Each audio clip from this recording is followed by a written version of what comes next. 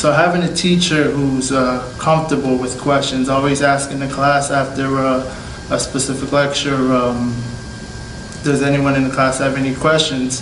Constantly asking that question is very helpful. A lot of the teachers, they offer you websites to go to. They even offer, a lot of the teachers even offer hours while they're here before they start work. If you want to come in early, make an appointment with me, I'll go over the work that you're having trouble with. I just need more clarification. So our professor would give us like his cell phone number, his personal email, so if we ever needed to reach him about any assignments he assigned, and we had questions on them, he would be more than happy to address those questions and make sure that you understand the assignment before it's due.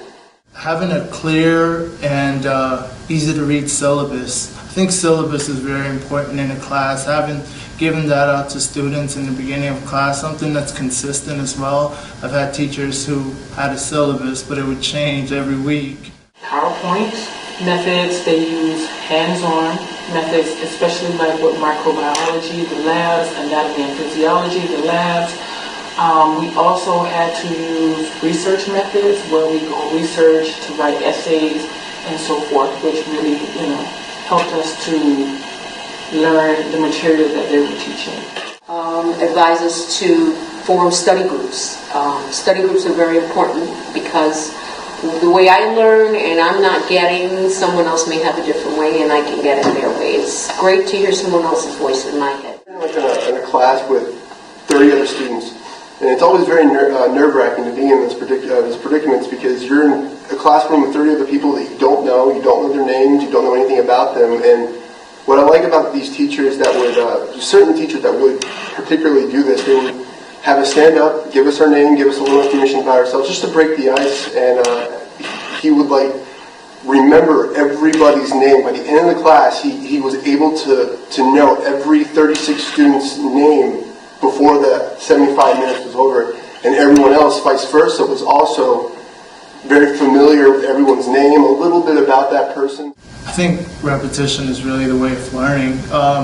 What we did in that class, we took the same kind of work in a different activity. We would take, for example, a vocabulary test on things such as anaphoras or antithesis or red herrings, and then she would make us take home a passage and find those word patterns in a speech, which really helps you learn, especially things that are hard to understand. Doing them in probably one or two different types of activities really works out.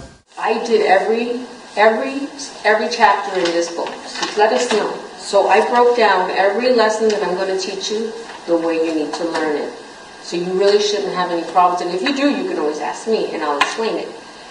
So when I took my first exam, I got a 78, which I was shocked because the algebra class that I took, that same algebra class before, I never managed to get higher than a 4. And I was really sad. So I felt accomplished, but she goes, you know what? I saw on your paper you did the example correctly and you erased it. She goes, trust yourself. If you trust yourself, you'll do fine. She goes, if you need to, go home, go over the chapter again. Come into class, you have questions, check them off for me. I'll go over them with you. Which made me feel very confident because then I didn't feel I was dumb.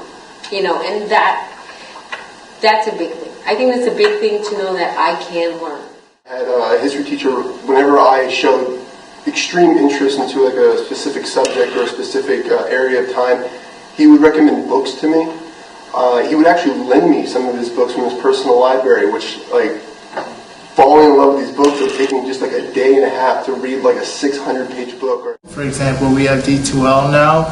If you're going to present a PowerPoint in class, I would recommend that it goes on D2L as well for students viewing, because it really worked out for myself. Terrific personality, a positive outlook, just being very optimistic and show the kids that this is a fun course to take.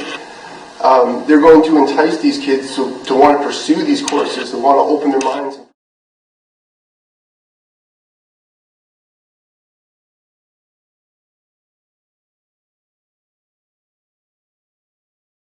My own study guide. I used outside resources. Again, Khan's Academy, one of the best websites you can go to because you feel like you're in a classroom and you can actually rewind and play. Rewind and play until it's like buried, it's just in there in your brain, ingrained.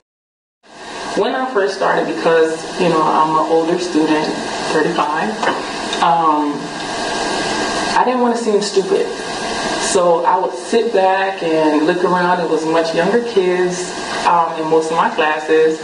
And I just didn't want to ask a question and I should already know this, or, they would look at me like, wow, that was a stupid question.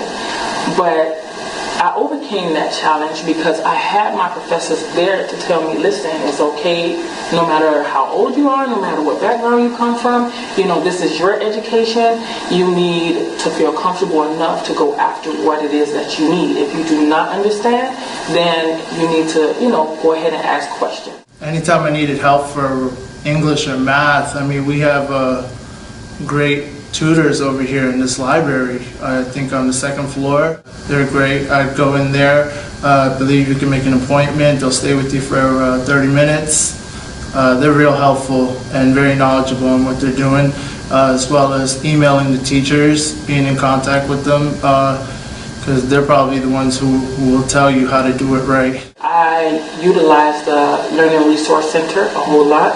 I utilize the math lab, and we have anatomy and physiology lab, which I also utilize. And there's helpers inside of those labs that really help you with the material. I did not put anything off. There was no procrastination. If you want to be successful as a student in any college, even Broward College, you must apply yourself. Nothing is more important than obtaining a great education, and a great education is the foundation of your future.